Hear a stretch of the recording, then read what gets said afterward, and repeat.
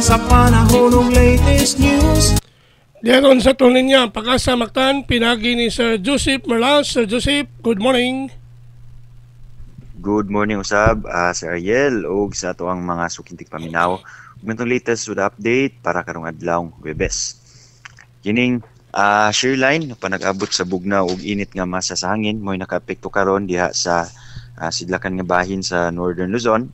Ug samtang kining ITCZ o Intertropical Convergence Zone mo'y karong mga oras sa padayon nakahatag mga pagulan diha sa Mindanao ug posible karong adlaw usab diri sa may ubang bahin sa Kabisayaan.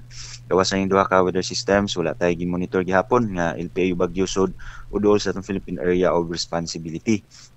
Mong sud sa 24 oras ang Eastern Visayas area karong adlaw adunay makasanati aning manag-umon nga kalangitan, taas ang tsansa aning mga katag-katag na mga pagbulan ug mga pagpanugdo ug kilat.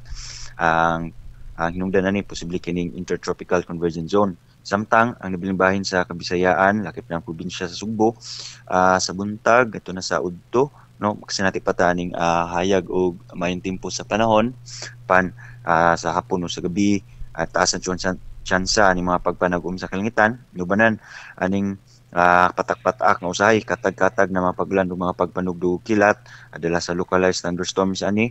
Yun man, posible any intertropical convergence zone. So, kining ITCZ is oscillating siya. Mo saka naog ni siya, hinungdan, nakita na to, karong sugod karong adlaw, posibleng ang weather system nga makatago mga pag-ulan na to is kining intertropical convergence zone diri sa Kabisayaan. Karong adlaw sa buntag ito na sa udto, init o may tempo sa panahon, di na to kalimtan magdala tag payong panangga aning direktang init sa adlaw.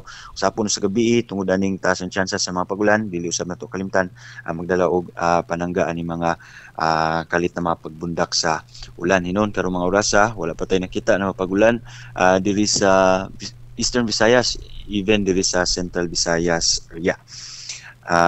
Ug nagya po ning hulga ani posibleng pagbaha ug pagdahili sa yuta, labi na kung makasanati aning kusog ug magdugay na mga pagulan, ug labi na usab aning mga flood prone areas, mga low lying areas duol sa sapa ug tiilan sa kabukiran. Kayamtang sa atong hangin ug kadagatan, wala po tay agil warning at tibuok Kabisayaan. Adunay hinay ngadto sa kasarangan nga hangin nga gikan sa aminang silangan. Ug ang kadagatan na ay gagmay ngadto na sa kasarangan nga mga pagbalod.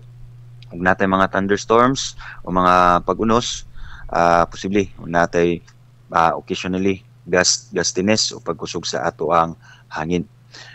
Sa Cebu ato ang dagat mo taob ni sa alas 9:53 sa buntag nga nagilawmon nga 1 metro ug mo hunas sa alas 2:50 sa hapon nga nagimabon nga 0.5 metro. Ato ang temperatura magasukod sa 20 City ngadto na sa 32 degrees sentigrado.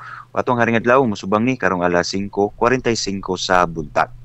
Ug matong latest yung diri sa buhatan sa Pag-asa Mactan, Visayas do Este, si Joseph Merlas. Maayong buntag. Salamat Sir Joseph, may buntag dos Pag-asa Mactan. Welcome sir. Okay, good morning.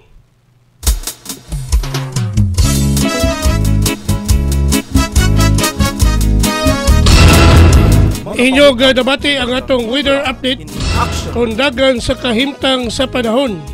Nining adlaw Huwebes, pitsa 28 bulan sa Nobyembre 2024. Ato nang nadungog ang atong dagan sa kahimtang sa panahon, pinagi ni Sir Joseph Merlas gikan sa Pag-asa Mactan. Salamat sa Pag-asa Mactan og mayong buntag kanatong tanan.